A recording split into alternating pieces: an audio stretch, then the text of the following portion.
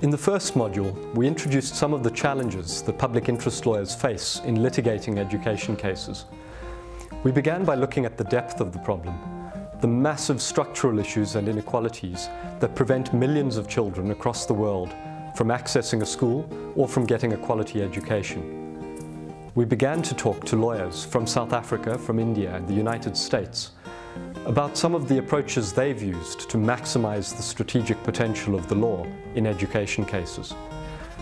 In this module, we look more closely at some of the technical, tactical and ethical issues that arise in deciding when and how to litigate education cases. How do we balance the interests of individual students against broader systemic issues?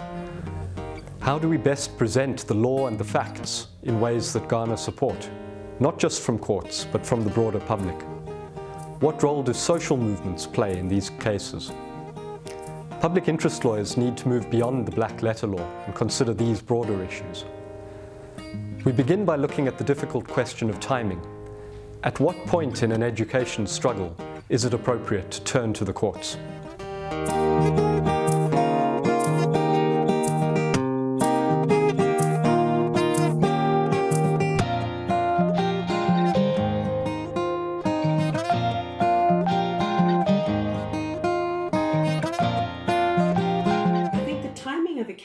Can be a very important factor. This could be to do with timing within a broader perspective of what's happening in the country at the time. Sometimes something becomes very topical and therefore it's the right time to move on it because the public sentiment is supportive of it or behind it. Sometimes, of course, it may have to do with actual legal factors like whether or not you have exhausted all the remedies that you can before you move on to the next phase. So some of it is dictated by legal concerns as well.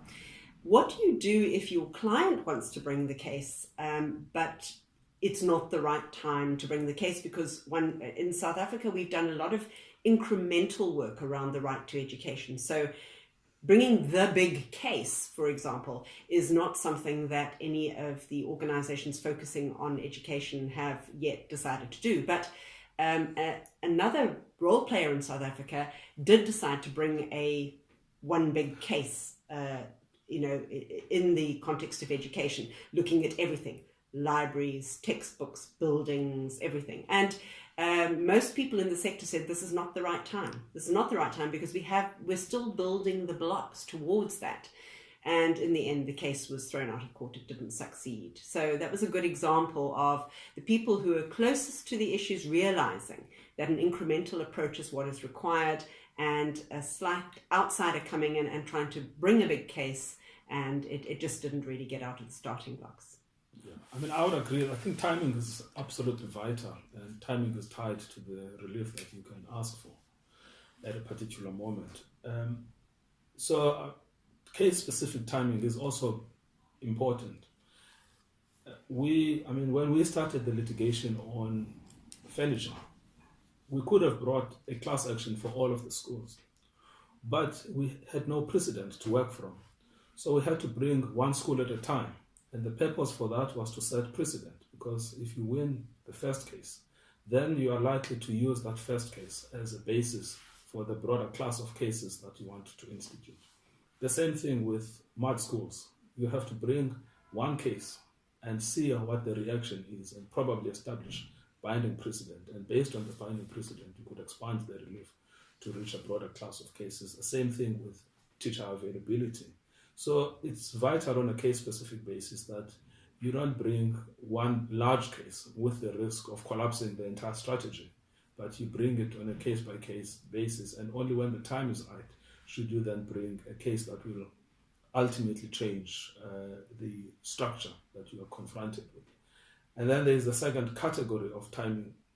It's unclear to me how far you should allow those factors like public sentiment to dictate the institution of a case. But the reality is that we do, in fact, factor those into our strategic thinking, even if you don't allow them ultimately to dictate the strategy. But you cannot be blind to them. So I think Anne is right there, that the question of timing, in the sense of whether the country is ready for a particular case at a particular time, is something that weighs heavily on your thinking as a public interest lawyer. And it might actually be that it causes you to bring your case forward. Yes. So you've been thinking about it, and now suddenly the time is ripe. It's a good time to bring it because the issues have come to the fore. There is no ideal time. It could differ from case to case. Sometimes there is a broader context, a social context in which it may be appropriate strategy to go to court. Sometimes it could actually be a discriminatory legislation which needs to be challenged immediately, or in some cases the litigation could really be as a last option strategy, where it is only after a lot of advocacy, lobbying and working with the government, and after that has failed, do groups decide that it would actually be ideal to go in for litigation. In some cases, the strategy could be that the litigation is used to support ongoing efforts with the government to bring about any social change. I think ideally litigation as a last resort is a default position. So ensuring that you've set up your court case with significant and a number of attempts to engage with government through meeting, through letter, and once you're able to establish that timeline and show that you've hit a stumbling block in terms of government's unwillingness to come to your client's assistance, it's also good to gauge the political temperature and to question whether there are the structures in place within society to ensure that the issue that you're litigating will actually be able to be successfully implemented. I think there's a degree of circumstances that just play into one's favour, and sometimes they are not in your favour.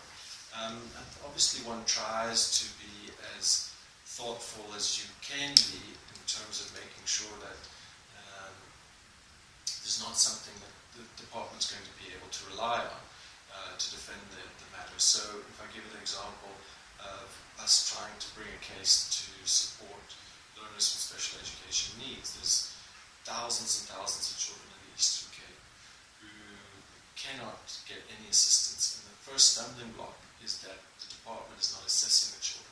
So if you're from a wealthy school, if you've got wealthy parents, you can be assessed and the department's willing to find you a place or to give you the support that you need. If you're from a rural or a poor township school, you can't get assessed and the department's not willing to give you any support. So we were on the verge of bringing an application, and just before we brought the application, the department completely rearranged the whole system for how schools are supposed to apply to the department in order to have children assessed. And we just felt that it was not the right time to bring the case, even though we had hundreds of children lined up that we could show that were desperately in need of assessment. But if the court was faced with an argument from the department, look, we're in the middle of redoing this whole system, please don't bring this to us now, give us a chance, we're trying to work on it. We thought this was not the right time to bring the case, and so we're now monitoring this new system, and we're now getting close to the point where we may be able to bring the litigation, because some schools are again being told, even based on the new system, that they're not going to assess the children.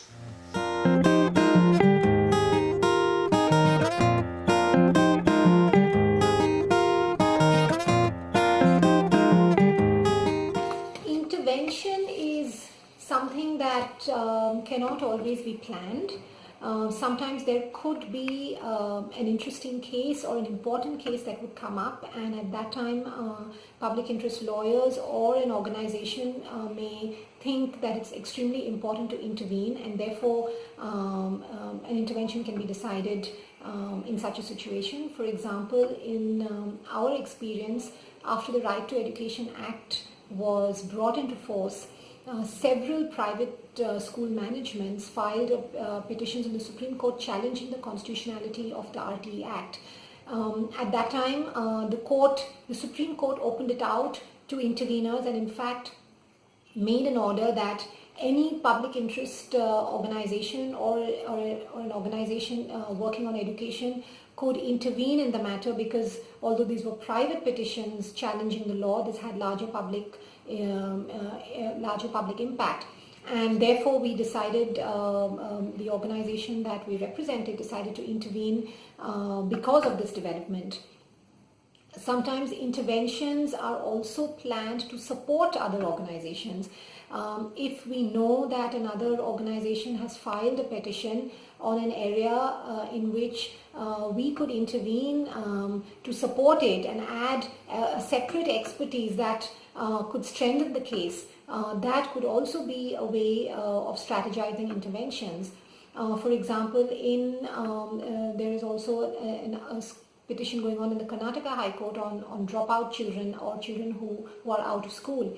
And in this petition, several groups have intervened which have several separate expertise. There's an organization that works on child labor which is able to give in its own expertise in this matter, and that's how interventions can also be supportive.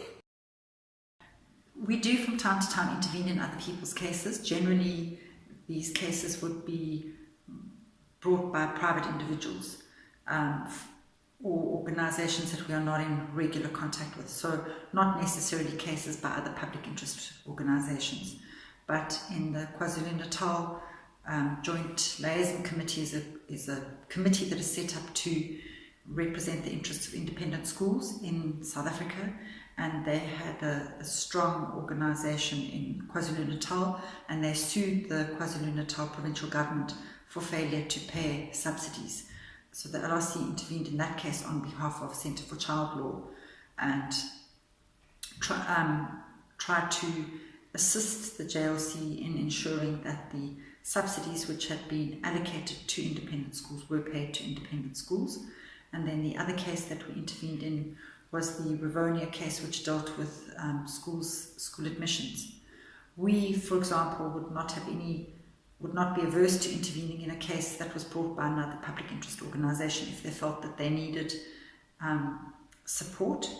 And we have invited other public interest organisations to intervene in cases that we litigate. And we expect, for example, we are about to launch a case that deals with the failure to fund children without identity numbers, and in a parallel process to that, we are doing a lot of litigation against the Department of Home Affairs around the difficulty in getting identity documents. Now, it's almost certain that in both of those cases we will have other organisations that will intervene to, for example, even if we just get one organisation that deals a lot with foreign children who are unable to get the required documentation. It would be useful for our litigation for them to come and present that angle. So it is a useful method, but it's not one which we've used a lot. Well, for instance, if you want to bring an amicus brief, you want to assist the court, you're a friend of the court, you would question whether you've got a new angle legally, or whether you've got facts to add that can really bolster your case. Interestingly enough, though, when you were representing a social justice movement, I recall a comment being made to me once by a client that it goes beyond that even if there isn't a substantial contribution to be made in terms of bolstering legal arguments, it is important that their voice be heard and that they be seen to be taking a position publicly on the issue and to be sort of involved in the thick of things.